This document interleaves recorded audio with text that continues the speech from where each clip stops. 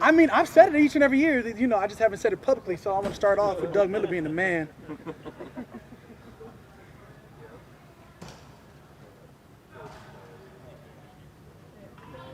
That's the end of the press. Cool. I can get out of here. I get it, Sean. Talked enough for everybody. So, Ken, where do you feel you're at right now? You ready to roll even without this last preseason game? I think, you know, we still got one preseason game left. My target is week 1 always. My target is the next upcoming practice. And we'll take full advantage of breaking down the film and getting better from that.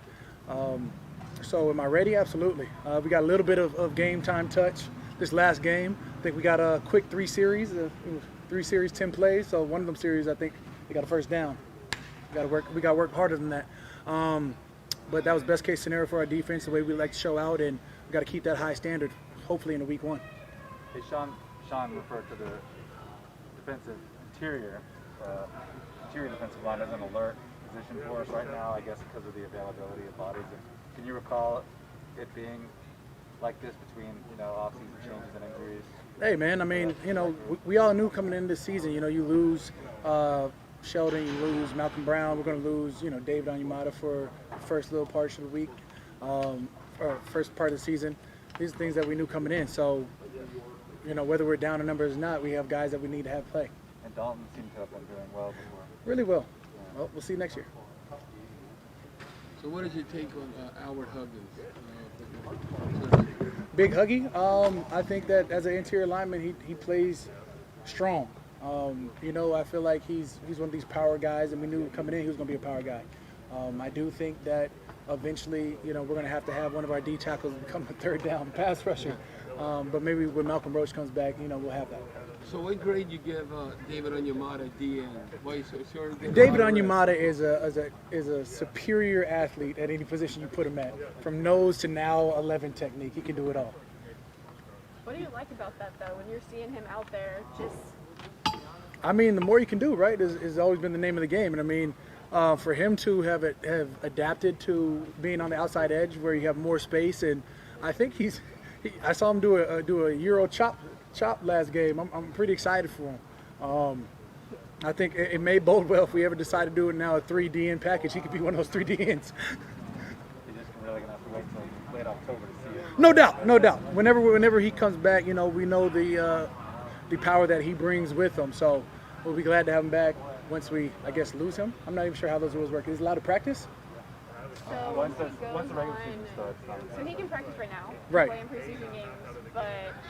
Come season, he got to get out of Are you here. telling me you don't know how this works in like year 10 or 11? I don't really miss practices. Like even like they have to send me in, so I don't know how this works.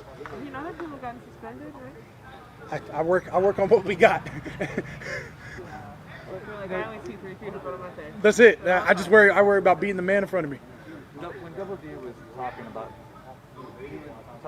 things he liked about you and the way you play, he mentioned something about you not really being a guy that attacks by eluding contact. He said you have a very specific skill set that allows you to kind of embrace contact. That sounds like the beginning of a Taken situation. A very specific set of skills.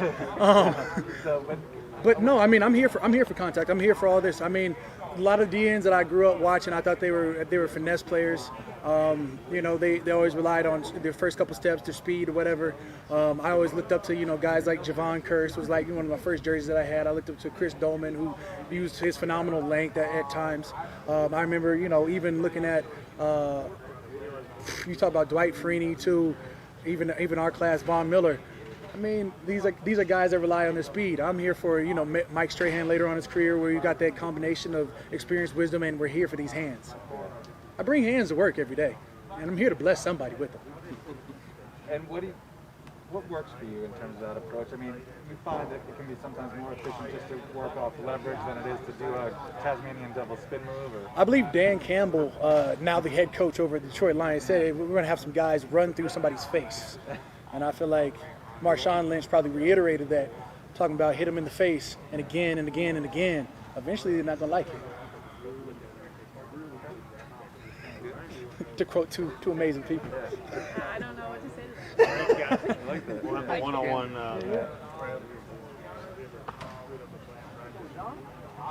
I'll imagine what